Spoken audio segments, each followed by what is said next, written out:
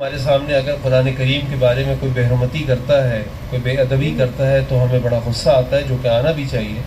اور ہمارے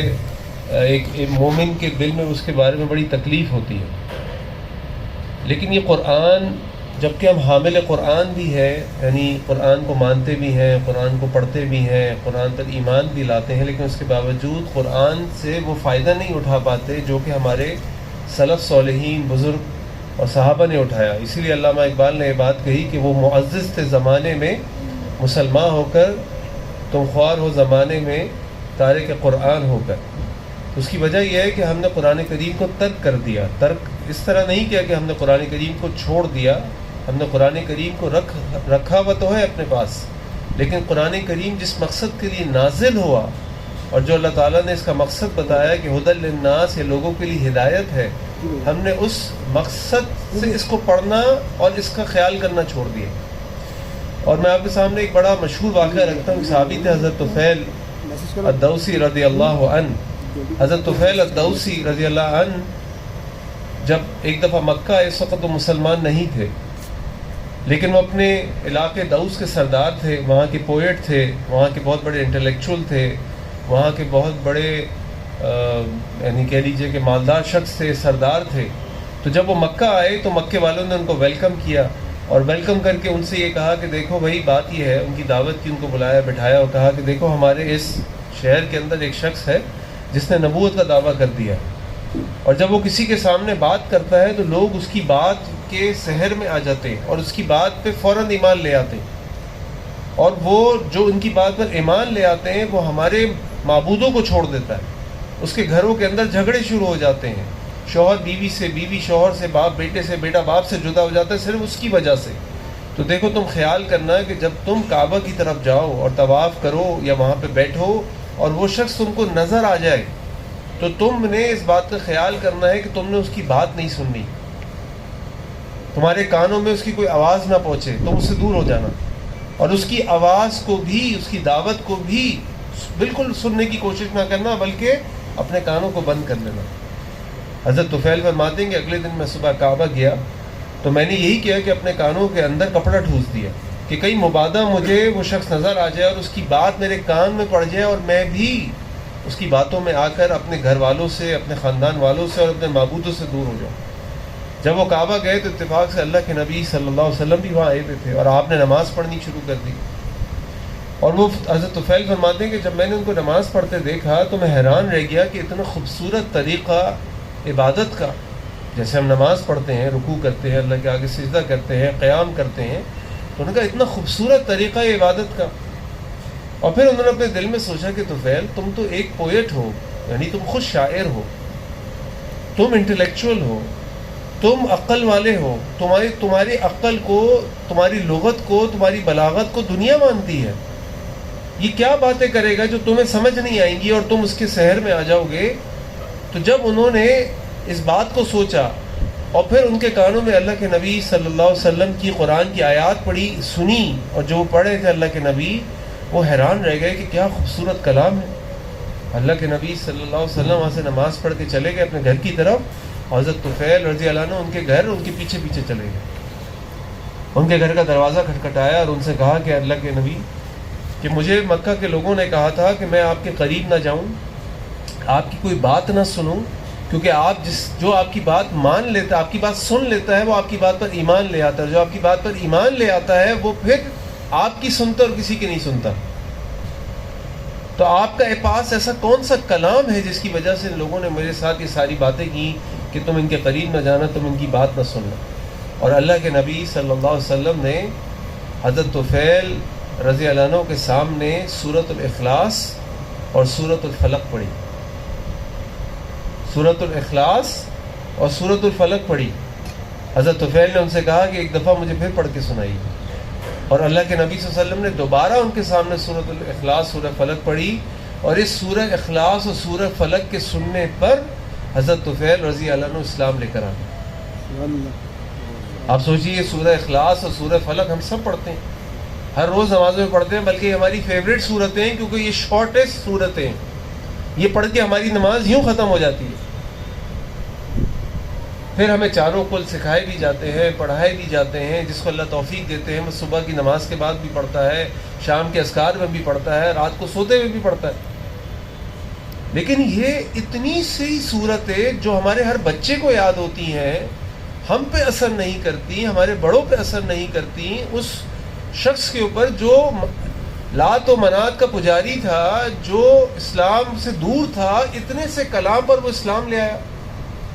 اس کی وجہ بڑی سمپل اور بڑی کلیئر ہے۔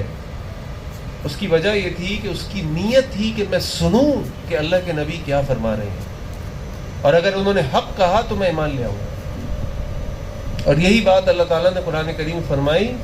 ان فی ذلک لذکر، بے شک اس قرآن کے اندر ایسا ذکر ہے، یقیناً ایسا ذکر ہے، لیکن کس کے لیے؟ لمن کان لہ قلب، جس کے پاس دل ہو، او القى السمع، اور جو اپنے کان اس کی طرف متوجہ کرے، وہو شہید، اور پوری ہوش مندی اور حاضری کے ساتھ اس بات کو سن رہا ہو اور سمجھ رہا ہو۔ اگر ہم چاہتے ہیں کہ یہ قرآن ہمیں فائدہ دے تو ہمیں سب سے پہلے تو قرآن پڑھتے ہوئے، قرآن سنتے ہوئے یہ نیت کرنی ہوگی اور اللہ سے دعا کرنی ہوگی، اے اللہ ہمیں اس قرآن کو سمجھنے والا اور اس پر عمل کرنے والا بنا دے۔ اگر ہماری نیت یہ ہوگی نہیں، جیسے ڈاکٹر صاحب نے فرمایا کہ اگر ہماری نیت یہ ہے کہ ہم صرف برکت سے فائدہ اٹھا لیں، اس کی ہماری بچی رخصت ہو تو اس کے سر کے اوپر جو ہے وہ قرآن رکھا ہوا ہو، ہمارے گھر کے اندر ایک قرآن سجا ہوا ہو، ہمارے گھر کے ڈرائنگ روم میں اور لاؤنج میں آیت الکرسی اور کلمہ طیبہ کی خوبصورت سی پینٹنگ لگی ہوئی ہو، ہمارے گھر کے باہر، دکان کے باہر ماشاءاللہ لا قوت الا باللہ لکھا ہوا ہو، اور ہمارے گھر کا نام اللہ اکبر ہو، تو ہم سمجھتے ہیں کہ ہم نے اس قرآن کا حق ادا کر دیا۔ یہ نیت نہیں ہے، یہ تو سجاوٹ ہے، یہ تو سجاوٹ ہے، یہ تو قرآن کا مقصد ہی نہیں ہے۔ اگر آپ قرآن سے فائدہ حاصل کرنا چاہتے ہیں تو اس کتاب کو سمجھنا ہوگا، اور سمجھنے سے پہلے آپ کو یہ نیت اور ارادہ کرنا ہوگا کہ میں اس قرآن کو سمجھوں اور اس قرآن کو پڑھوں۔ اسی لیے شاعر نے کہا کہ دل بینا بھی کر طلب، دل بینا بھی کر طلب، آنکھ کا نور دل کا نور نہیں، دل بینا بھی کر خدا سے طلب، آنکھ کا نور دل کا نور نہیں۔ یعنی یہ جو دل ہے، اس کے اندر جو بصیرت ہے، یہ وہ بصیرت نہیں ہے جو آپ آنکھوں سے کچھ دیکھ رہے ہیں، اس کے لیے آپ کا دل کا زندہ ہونا اور آپ کا دل سے اس قرآن کو سمجھنا بہت ضروری ہے۔ تو پہلی چیز یہ ہے کہ آپ اس قرآن کو جب بھی پڑھیں، جب بھی سمجھیں، اس قرآن کو اس نیت سے پڑھیں اور سمجھیں کہ آپ نے اس پر عمل کرنا ہے، تو پھر انشاءاللہ یہ قرآن آپ کے سامنے کھل کر آ جائے گا اور آپ کو لگے گا یہ میرے سے کلام کر رہا ہے، مجھ سے باتیں کر رہا ہے اور میری زندگی کے بارے میں مجھے بتا رہا ہے کہ مجھے کیا کرنا چاہیے۔ دوسری چیز جو قرآن ہم سے مطالبہ کرتا ہے، یعنی اللہ تعالیٰ ہمیں قرآن میں حکم دیتے ہیں، اللہ تعالیٰ ہم سے کہتے ہیں یا ایھا الذین آمنوا، اے لوگوں جو ایمان لے کر آئے ہو، اور یہ ایمان لانے والے لوگ وہ نہیں ہیں جو اس بلڈنگ سے باہر ہیں، ایمان والے لوگ وہ ہیں جو اس وقت میرے سامنے موجود ہیں اور میں ہوں، کیونکہ الحمدللہ ہم سب مسلمان ہیں، ایمان کا دعویٰ کرتے ہیں، کلمہ پڑھتے ہیں۔ اللہ تعالیٰ ہم سے مخاطب ہو کے کہہ رہے ہیں یا ایھا الذین آمنوا، اے لوگوں جو ایمان لے کر آئے ہو، ادخلوا فی السلم کافہ، اس اسلام کے اندر پورے کے پورے داخل ہو جاؤ، یعنی اس قرآن اور سنت پر پورا کا پورا عمل کرو۔ اگر تم پورا کا پورا عمل کرو گے تو یہ قرآن تم کو فائدہ دے گا، اور اگر تم پورا عمل نہیں کرو گے تو اس کو بھی اللہ تعالیٰ نے سورۃ البقرہ فرمایا افتؤمنون ببعض الکتاب وتکفرون ببعض، اگر تم اس کتاب کے ایک حصے پر ایمان لے آؤ گے، یعنی جو تمہارے لیے آسانی ہے تو تم نے مان لیا، وتکفرون ببعض، اور جہاں تمہیں مشکل لگی اپنی ذات کے اعتبار سے، اپنی برادری کے اعتبار سے، اپنے کاروبار کے اعتبار سے، اپنے اور معاملات کے اعتبار سے تم نے اس کا انکار کر دیا، بھائی میں نہیں کر رہا، دیکھا جائے گا بات۔